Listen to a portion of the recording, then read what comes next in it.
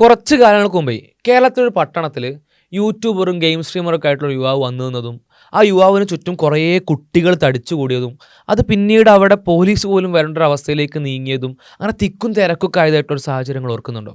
അദ്ദേഹത്തിൻ്റെ പേര് തൊപ്പി എന്നായിരുന്നു. ഒരുപാട് കുട്ടികളെ ക്രൗഡിനെ പുള്ള് ചെയ്യാൻ പറ്റുന്ന ഒരുപാട് കുട്ടികളുടെ ആരാധനാപാത്രമൊക്കെ ആയിട്ടുണ്ടായിരുന്ന ആ ഒരു തൊപ്പി ഇപ്പോൾ എങ്ങനെയാണ് വാർത്തയിൽ നിറയുന്നതായിട്ട് നിങ്ങൾ കാണുന്നത്?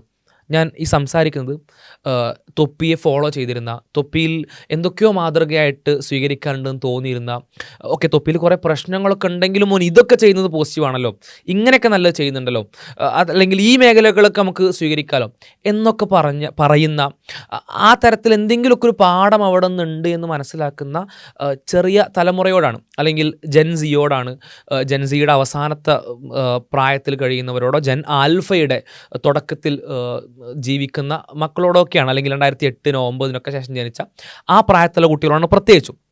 നിങ്ങളെ സംബന്ധിച്ച് തൊപ്പിയിൽ ചില കാര്യങ്ങളൊക്കെ മാതൃകായോഗ്യമായിട്ട് എനിക്ക് തോന്നിയിട്ടുണ്ടായിരുന്നില്ലേ? ഞാൻ നെഗറ്റീവായിട്ട് പറയല്ല, ശരിക്കും ഫ്രണ്ട്ഷിപ്പ്, ഗ്യാങ്, അതേപോലെ തന്നെ ഒരുപാട് സമ്പാദിക്കുന്നു, ഒപ്പം ഒരുപാട് കൂട്ടുകാരിരുന്നുകൊണ്ട് സമ്പാദിക്കുന്നു, ആ സമ്പാദ്യം തന്നെ പല ആളുകൾക്കും ചിലവഴിക്കുന്നു, ആൻഡ് ഫ്രണ്ട്ഷിപ്പ് ഒരുപാട് അടികളുണ്ടെങ്കിലും അല്ലെങ്കിൽ ഒരുപാട് അങ്ങോട്ടും ഇങ്ങോട്ടുള്ള എന്തെങ്കിലും കച്ചറകളൊക്കെ ഉണ്ടെങ്കിൽ പോലും അത് വളരെ നല്ല രീതിയിൽ അത് അവസാനിക്കുന്നു, അത് നല്ലൊരു ഫ്രണ്ട്ഷിപ്പ് ഗ്യാങ് ആയിട്ട് മുന്നോട്ട് പോകുന്നു. ആൻഡ് ഇവർ കളിച്ചും രസിച്ചും കൊണ്ട് ഇവരെന്ത് ചെയ്യുന്നു, കാശുണ്ടാക്കുന്നു. അപ്പോൾ നമുക്കും ഇങ്ങനെ കുറേ ഒരു ഫ്രണ്ട്ഷിപ്പ് ഗ്യാങ് ഒക്കെ ആയി അവർക്കിടയിൽ ഇങ്ങനെ കളിച്ചും ചിരിച്ചും രസിച്ചും നമ്മൾ കുറേ എൻ്റർടൈൻമെൻ്റ് ഒക്കെ ആയിട്ട് കാണുന്ന കാര്യങ്ങളൊക്കെ ചിലവഴിച്ചുകൊണ്ട് ഒരു ഗെയിം സ്ട്രീമിങ്ങോ അല്ലെങ്കിൽ ഒരു ലൈവ് സ്ട്രീമൊക്കെ വേറെ തുടങ്ങി, യൂട്യൂബൊക്കെ തുടങ്ങി, അല്ലെങ്കിൽ ആ തരത്തിലുള്ള ലൈഫ് സ്റ്റൈലൊക്കെ എടുത്തു കഴിഞ്ഞാൽ കാശുണ്ടാക്കാം, അതേപോലെ തന്നെ ഇങ്ങനെ നല്ലൊരു ജീവിതം നയിക്കാം എന്നൊക്കെ വിചാരിച്ച കുറച്ച് ആളുകളുണ്ടല്ലോ.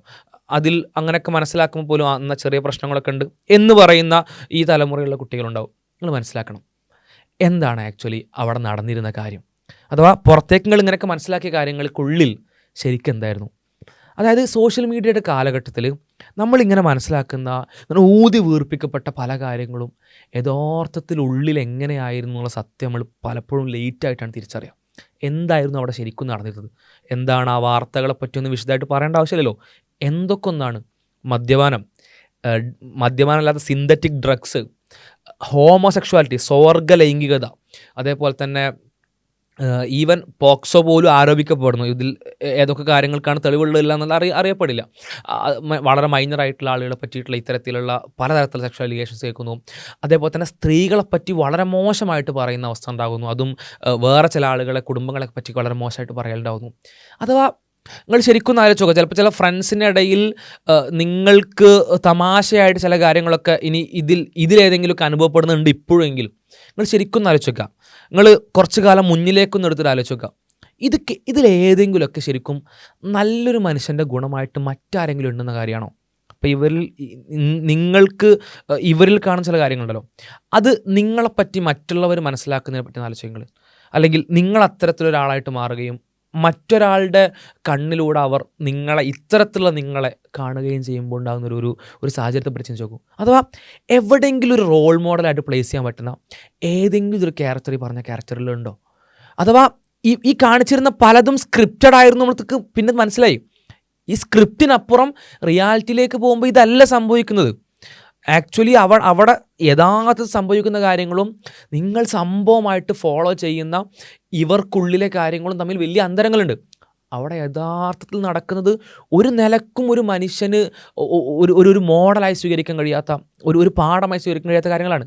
ഇനി ഇതിൻ്റെ അടിയിൽ കാണുന്ന ചില കമൻറ്റുകളിൽ നിന്ന് അപകടം എന്ന് പറഞ്ഞാൽ അതൊക്കെ സാധാരണല്ലേ എന്നൊക്കെ പല കാര്യങ്ങളെ പറ്റി പറയുന്നു. ഡ്രഗ്സിനെ പറ്റി പറയുന്നു, ഇതൊക്കെ സാധാരണല്ലേ. ഹോമോസെക്ഷാലിറ്റിനെ പറ്റി പറയുന്നു, ഇതൊക്കെ ഫ്രണ്ട്സിനിടയിൽ സാധാരണല്ലേ. ഏത് ഫ്രണ്ട്സിനിടയിൽ? ആരുടെ ഫ്രണ്ട്സിനിടയിൽ? ഈ കമ്മ്യൂണിറ്റിയെ ഫോളോ ചെയ്യുന്ന അല്ലെങ്കിൽ അതുപോലെ മനസ്സായിട്ടുള്ള ചില ആളുകളുടെ ഫ്രണ്ട്സിനിടയിൽ അങ്ങനെ നോർമലാണത്രേ. അവർ വിചാരിക്കുന്നത് ബാക്കി ഫ്രണ്ട്സിനിടയിൽ നോർമലാണെന്നുള്ളതാണ്. അങ്ങനെയല്ലല്ലോ. നമുക്കറിയാലോ, കേരളത്തിലെ ഈ വീഡിയോ കാണുന്ന ആൾക്കെങ്കിലും മിനിമം അറിയാലോ ഫ്രണ്ട്സിനിടയിൽ നോർമലായിട്ടുള്ള കാര്യമാണ് അത് സ്വർഗ ലൈംഗിക എന്ന് പറഞ്ഞാൽ, അല്ലെങ്കിൽ ഡ്രഗ്സ് യൂസ് എന്ന് പറഞ്ഞാൽ, അല്ലെങ്കിൽ ഇത്തരത്തിൽ സ്ത്രീകളെ പറ്റി മോശം പറയാമെന്ന് പറഞ്ഞാൽ. ആണോ? അത് നോർമലാണെന്ന് മനസ്സിലാക്കുന്ന ആളുകൾ, അങ്ങനത്തെ ആളുകൾ പിന്തുടരുന്ന ഒരു കമ്മ്യൂണിറ്റി, അഥവാ ഒരു കൂട്ടത്തിനുള്ളിൽ, ഈ ഒരു മതിലിന് ഉള്ളിൽ നമ്മൾ ശരിക്കും പെടാൻ പാടുണ്ടോ? ഇതിനെ ഫോളോ ചെയ്യുന്ന ടൈപ്പ് ഓഫ് ആളുകളുടെ സ്വഭാവമാണെങ്കിലും ഈ കാര്യങ്ങൾ സ്ട്രീമിങ്ങും മറ്റൊക്കെ ആയിട്ട് നമ്മുടെ മുന്നിൽ അവതരിപ്പിക്കുന്ന ആളുകളുടെ തരത്തിലാണെങ്കിലും ഇതിലേതെങ്കിലും ഒരു സ്വഭാവ പ്രകൃതം നമുക്ക് ഉണ്ടാവാൻ പാടുണ്ടോ? അങ്ങനൊരു മനുഷ്യരായിട്ടാണോ നമ്മൾ വളർന്നു വരേണ്ടത്? അങ്ങനെയാണോ നമ്മളെ സൊസൈറ്റി കാണേണ്ടത്? നമുക്ക് സൊസൈറ്റിക്ക് എന്താ കൊടുക്കാൻ പറ്റുക? എന്താ കോൺട്രിബ്യൂട്ട് ചെയ്യാൻ പറ്റുക? എന്താ ഇങ്ങനത്തെ ആളുകൾ കോൺട്രിബ്യൂട്ട് ചെയ്യുന്നത്? എന്താ കോൺട്രിബ്യൂട്ട് ചെയ്യുന്നത് ശരിക്കും ആലോചിക്കും. എന്താ കോൺട്രിബ്യൂട്ട് ചെയ്യുന്നത്? ഇപ്പോൾ നമ്മൾ പ്രശസ്തർ എന്ന് പറയുന്ന കൂട്ടത്തിൽ മുമ്പത്തെ കാലഘട്ടങ്ങളിലൊക്കെ പലതരത്തിലുള്ള കഴിവുകൾ കൊണ്ട് പ്രശസ്തി ആർജിച്ച ആളുകളുണ്ട്. കഴിവുകൾ എന്ന് പറഞ്ഞാൽ പല രീതിയിലാവാം. സാമൂഹ്യ സേവനം ഒരു കഴിവ് തന്നെയാണ്. രാഷ്ട്രീയ പ്രവർത്തകൻ അങ്ങനെയാണ്, അല്ലെങ്കിൽ ആക്ടിവിസ്റ്റുകൾ അങ്ങനെയാണ്. അങ്ങനെ പലതരത്തിലുള്ള സാമൂഹ്യ സേവകരുണ്ടാവും, അല്ലെങ്കിൽ എഴുത്തുകാരുണ്ടാവും, പ്രഭാഷകരുണ്ടാവും. അങ്ങനെ പലതരത്തിൽ എന്തോ സൊസൈറ്റിക്ക് കൊടുത്തുകൊണ്ടിരിക്കുന്ന ആളുകളാണ് മുമ്പ് പ്രശസ്തർ. അങ്ങനത്തെ ആളുകളിൽ മുമ്പ് പല ആളുകളും ഇൻഫ്ലുവൻസ്ഡ് ആയിട്ടുണ്ടാവും. അവരെ കേട്ടുകൊണ്ടും അവരുടെ കൂടെ പ്രവർത്തിച്ചുകൊണ്ടും അവരെ വായിച്ചുകൊണ്ടൊക്കെയാണ് ഇൻഫ്ലുവൻസ്ഡ് ആവുക. ഇന്ന് അങ്ങനെയാണോ? നമ്മളൊന്നൊരു ഇൻഫ്ലുവൻസർ വരുന്നു.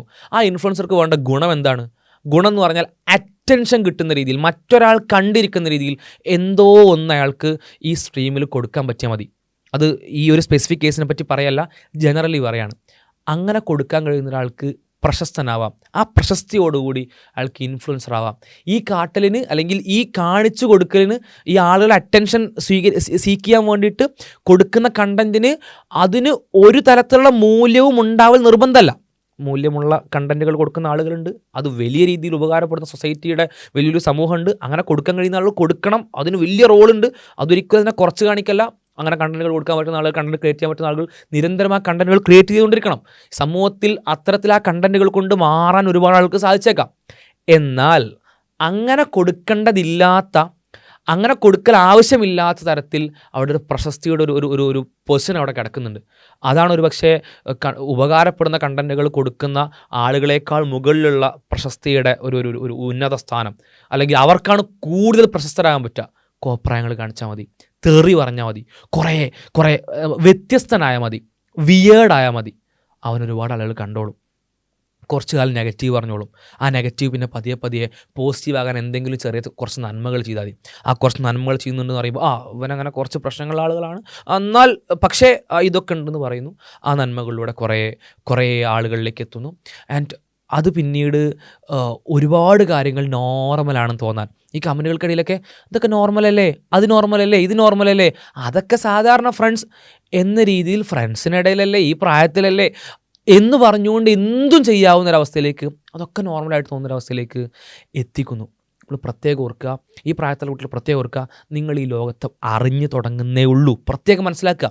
പ്രത്യേകിച്ചും സാമൂഹ്യ മാധ്യമങ്ങളിലേക്ക് ജനിച്ചു വീണ ആളുകൾ എന്നുള്ള അർത്ഥത്തിൽ, ഇൻ്റർനെറ്റിൻ്റെ ലോകത്തേക്ക് ജനിച്ചു വീണ ആളുകൾ എന്നുള്ള അർത്ഥത്തിൽ നിങ്ങൾക്ക് ആക്ച്വലി ഒരു കൃത്യമായ ഗൈഡൻസ് കിട്ടേണ്ട സമയത്ത് വളരെ ഡിസ്ട്രാക്റ്റഡ് ആയിട്ടുള്ള പല മേഖലകളിൽ നിന്നുള്ള ഗൈഡൻസാണ് കിട്ടിക്കൊണ്ടിരിക്കുന്നത്. അത് മനസ്സിലാക്കുക. ഓക്കെ, അതായത് കുറച്ച് മുമ്പുള്ള തലമുറകൾ എന്ന് പറയുമ്പോൾ പാരൻസ്, ടീച്ചേഴ്സ്, അല്ലെങ്കിൽ മുതിർന്ന നാട്ടിലെ കുടുംബത്തിലെ ആളുകൾ അവരെ ഗൈഡ് ചെയ്യാൻ കൃത്യമായിട്ടുണ്ടായിരുന്നു.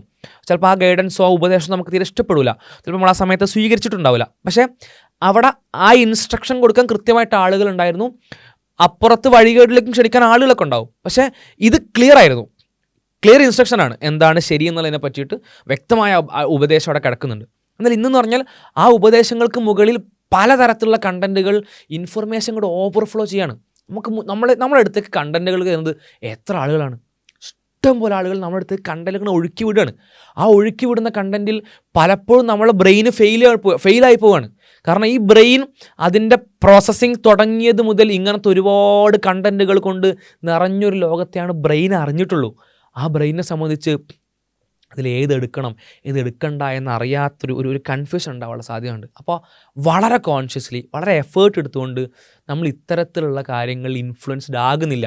നമ്മൾ ആരെയാണ് കാണുന്നത്? ആ കാണുന്ന ആൾക്ക് നമ്മളുടെ വ്യൂവർഷിപ്പിനുള്ള അയാൾ ഡിസേർവ് ചെയ്യുന്നുണ്ടോ? എൻ്റെ ഒരു അരമണിക്കൂർ അയാൾ അർഹിക്കുന്നുണ്ടെങ്കിലല്ലേ നമ്മൾ അരമണിക്കൂർ ആൾക്ക് കൊടുക്കാൻ പറ്റുള്ളൂ. നമ്മൾ എന്താ കഴിവുള്ള ആൾക്കാരാണ്? ഈ വീഡിയോ കാണുന്ന ആളുകൾ എന്തൊക്കെ സ്കില്ലും ടാലൻറ്റുള്ള ആൾക്കാരാണ്. മേ ബി നേരത്തെ പറഞ്ഞ പോലെ തന്നെ സമൂഹത്തിന് പ്രൊഡക്റ്റീവായിട്ടുള്ള കണ്ടൻറ്റുകൾ കൊടുക്കാൻ പോലും പറ്റുന്ന ആളുകളാണ് എൻ്റെ മുന്നിൽ ഇരിക്കുന്നത്. അല്ലെങ്കിൽ ഈ തരത്തിൽ ഡിജിറ്റൽ വേൾഡിലൂടെ. ഇനി ഇതല്ലാതെ എഴുതാൻ, വരക്കാൻ, അല്ലെങ്കിൽ സംസാരിക്കാനും, ഇനി അതൊന്നും അല്ലാതെ ഇപ്പോൾ പുതിയ കാലത്തെ സംബന്ധിച്ച് ഒരുപാട് ടെക്നോളജിയിൽ ഒരുപാട് തരത്തിലുള്ള ഇന്നോവേറ്റീവായിട്ട് ഇടപെടൽ നടത്താൻ ഇതിനൊക്കെ കഴിയുന്ന നമ്മൾ ആലോചിക്കണം കേട്ടോ. ഇതിനൊക്കെ കഴിയുന്ന നമ്മളുടെ അരമണിക്കൂർ കൊടുക്കുകയാണ് ഇവർ എന്ന് പറഞ്ഞാൽ ജനറലി ഞാൻ പറയുന്നത് ആരും ആയിക്കോട്ടെ, ഈ ടൈപ്പ് ഓഫ് കുറേ കണ്ടന്റ് ക്രിയേറ്റേഴ്സ് ഉണ്ടല്ലോ, അവർക്ക് എന്ത് അർഹതയാണ് ഇത്രയും സൊസൈറ്റിക്ക് കൊടുക്കാൻ പറ്റുന്ന, ഇത്രയും കോൺട്രിബ്യൂട്ട് ചെയ്യാൻ പറ്റുന്ന, ഇത്രയും നല്ല കാര്യങ്ങൾ ചെയ്യാൻ പറ്റുന്ന നമ്മളുടെ അരമണിക്കൂർ എങ്ങനെയാണ് ഇവർ അർഹിക്കുന്നത്? നമ്മൾ ആ 1 മണിക്കൂർ എങ്ങനെയാണ് അർഹിക്കുന്നത്? അത് കണ്ട് ഇത്രയും കാര്യങ്ങൾ ചെയ്യാൻ പറ്റുന്ന നമ്മളെന്ത് ചെയ്യുന്നു? നമ്മളുടെ ചില സ്വഭാവങ്ങളിൽ ഇവരിൽ നിന്ന് ഇൻസ്പിറേഷൻ എടുത്തു പോകുന്നു. നമ്മളോട് അറിയാതെ നമ്മൾ ഇവരിൽ ഇൻഫ്ലുവൻസ്ഡ് ആകുന്നു. ഒന്ന് ആലോചിച്ച് നോക്കൂ. അപ്പം നമ്മളുടെ സമയം അർഹിക്കുന്നവർക്കേ നമ്മൾ സമയം കൊടുക്കാൻ പാടുള്ളൂ. ഇവർക്ക് അതിലൂടെ കാശ് പോലും കിട്ടുന്നുണ്ടോ? നമ്മളെ കൊണ്ട് ഒരാൾക്ക് കാശ് കിട്ടുക, അതും ആർക്ക്? നമ്മളുടെ അത്ര പോലും സൊസൈറ്റിക്ക് ഉപകാരം എന്നുള്ള അർത്ഥത്തിൽ ക്വാളിറ്റി ഇല്ലാത്ത ആളുകൾക്ക്. ഞാൻ സ്പെസിഫിക്കലി ആരെങ്കിലും ജഡ്ജ് ചെയ്ത് പറയുന്നതല്ല, ജനറലി പറയുന്നതാണ്. നമ്മൾ അങ്ങനെ ഒരുപാട് ആളുകൾക്ക് സമയം കൊടുക്കുന്നില്ലേ? പ്രത്യേകം ശ്രദ്ധിക്കണം.